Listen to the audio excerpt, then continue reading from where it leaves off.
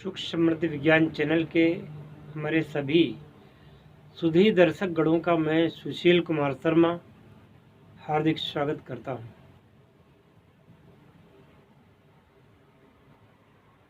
सुख समृद्धि विज्ञान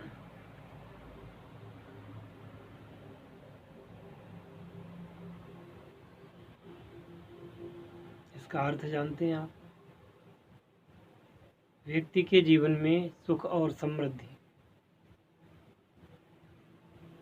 निरंतर प्राप्त होती रहे, कभी सुख समृद्धि में कमी ना आवे।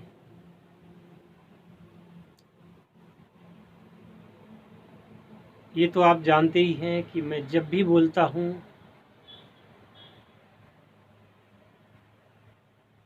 दिल से बोलता हूँ। शब्द अवश्य ही मुख से निकलते हैं, लेकिन मैं बोलता हमेशा दिल से ही हूँ। कोई लाग लपेट नहीं, कोई बनावटपन नहीं, अलंकारिक भाषा का भी प्रयोग यथासंभव मैं कम ही करता हूँ। कोशिश यही रहती है कि तथ्यपरक बात बोलूं और सही बात बोलूं।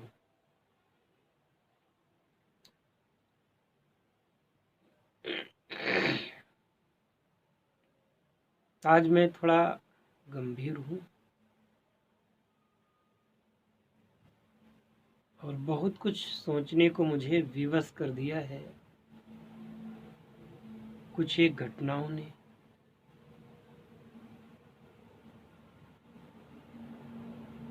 आज मैं एक जगह है, एक विवाह समारोह में गया था। लड़के की शादी थी, बल्कि अभी है। द्वारचार के समय जो घर में ही निकासी का होता है, निकासी के समय वहाँ पर एक बूढ़ी माँ, मैं उनका नाम नहीं जानता, वो भी वहाँ पर थी। और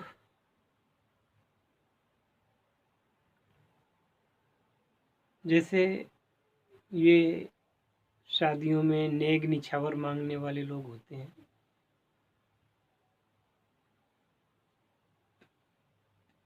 उनमें से महिलाएं भी होती हैं।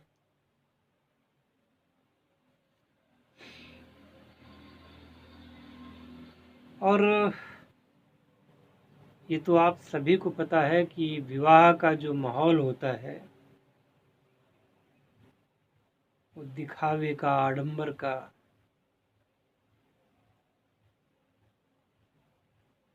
और कुछ हद तक बेवकूफ़ियों का माहौल होता है।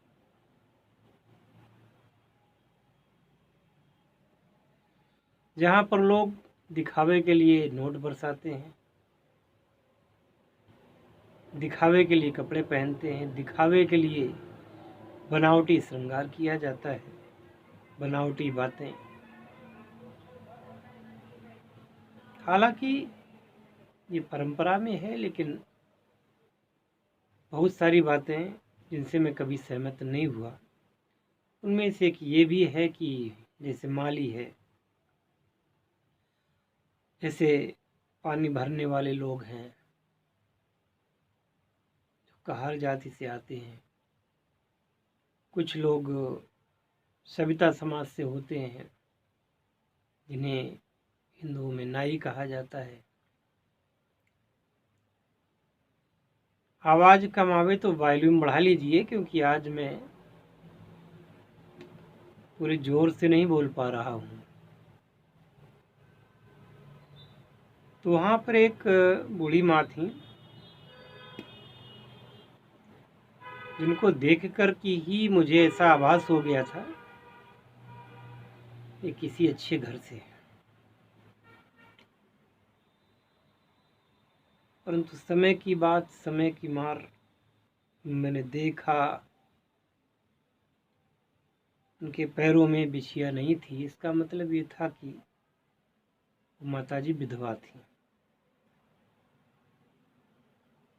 और वो भी वहाँ पर थी।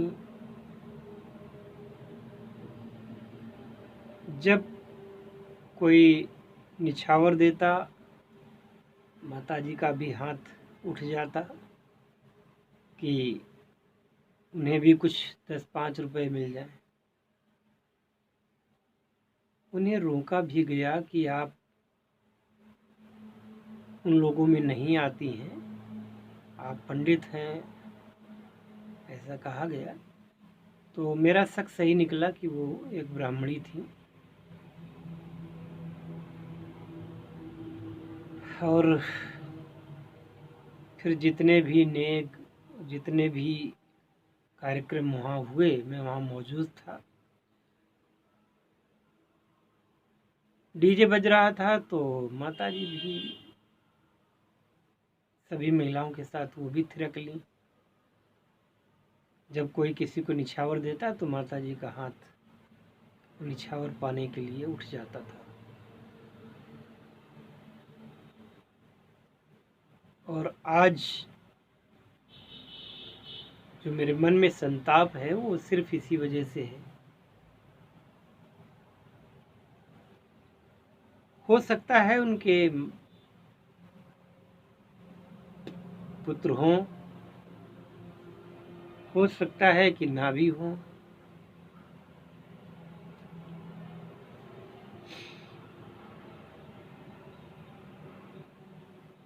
एक कुलीन परिवार की महिला जिनको आज ये दिन देखना पड़ा,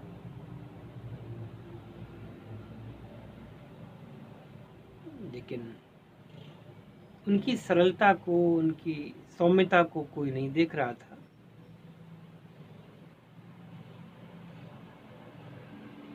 मुझे बड़ा कष्ट हो रहा था तो मैंने समय देख करके, और मुझे कोई दिखावा तो करना नहीं था, मैं धीरे से, जब लोगों का ध्यान बटा तो मैं उनके पास गया और जो उस समय मेरे से हो सका हल्का फुल्का, मुझे कहने में शर्म आती है कि मैं ये बात कह रहा हूँ कि मैंने उन्हें कुछ दान दिया या जो कुछ भी है, अच्छा नहीं लग रहा है। तो माताजी का हाथ मेरी पीठ पर तुरंत चला गया। उन्होंने मेरी पीठ पर हाथ फेरा और फिर मैं वहाँ से हट गया।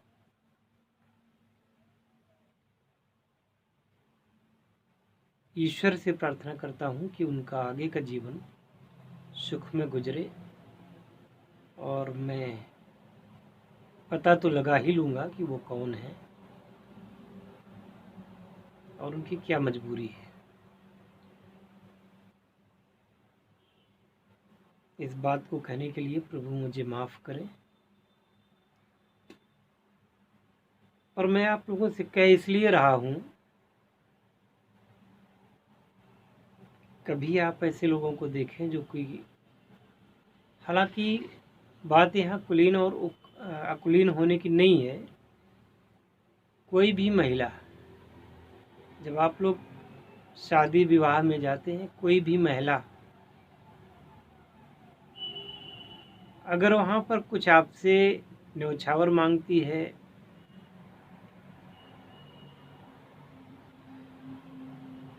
तो बड़े लोग उनको, बड़े क्या, उनको संकुचित मानसिकता के लोगों की बात कहता हूँ,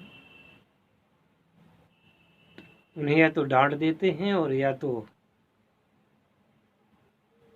खीज उचारते हैं, उनको भला बुरा भी कह देते हैं। उन मातृसत्ताओं को मेरा नमन है। पहली बात तो ये कि जो लोग इन जातियों से आते हों तो उन लोगों से हाथ जोड़ करके निवेदन है, अपने घर की महिलाओं को नेक निछावर लेने के लिए मत भेजिए। मर्द हो, कमाइए, सम्मान के साथ खिलाइए।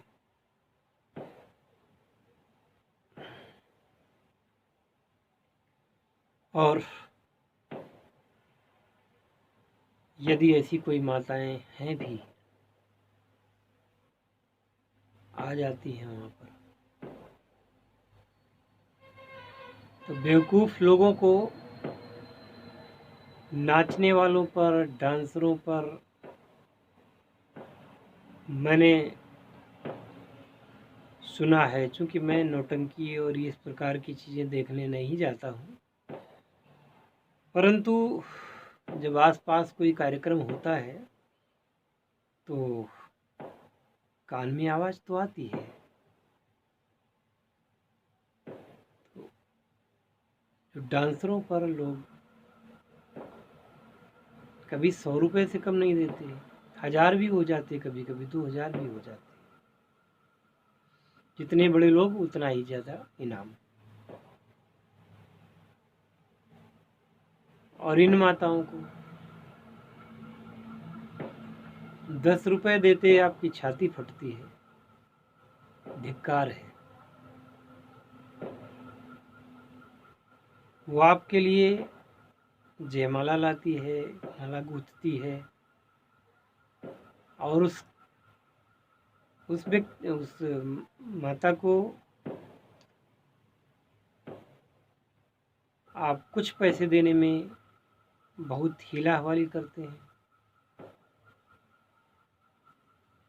और भी ऐसी और भी होती हैं, ज़रूरी नहीं कि वो मालिनी ही हो या कोई हो, और भी कई होती हैं। अलग अलग क्षेत्रों के हिसाब से अलग अलग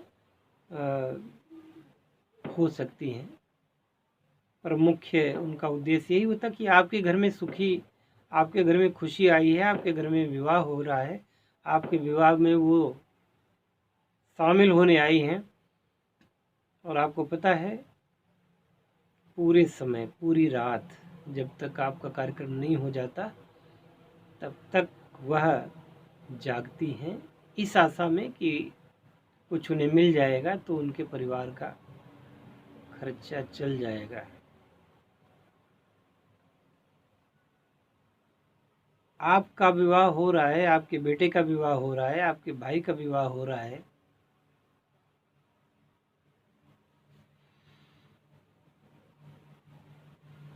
तो जीवन भर के आशीष, जीवन भर की खुशियाँ आपको मिलने वाली हैं। और उनके जो सहयोगी हैं उनको ही आप देने में संकोच करते हैं। वहीं पर आप डीजे वाले को, वहीं पर आप बाजा बजाने वालों को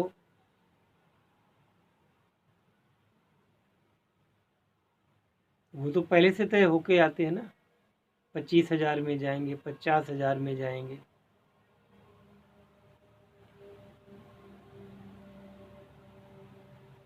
शायद मेरी बात को आप समझ गए हों, और ना भी समझे हों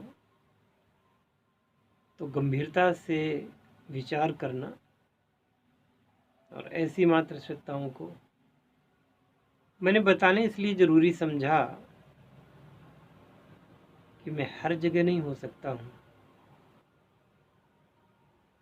पर मेरे दर्शकगण जितने लोग इस वीडियो को देख रहे हैं वो भारत के किसी भी कोने से हो सकते हैं, और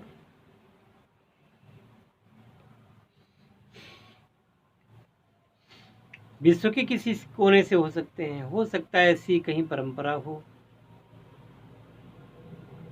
जहाँ भी हो, तो कृपया ऐसे लोगों का सम्मान करें। और अगर ऐसा हो गया तो मैं इस वीडियो को बनाना, इस चैनल को बनाना अपना सौभाग्य समझूंगा, और ये समझूंगा कि चलो इसके द्वारा कुछ लोगों को भला हो जाएगा। ऐसे लोगों की दुआएं लें, ऐसे लोगों की आशीष लें और आगे मैं क्या कहूँ।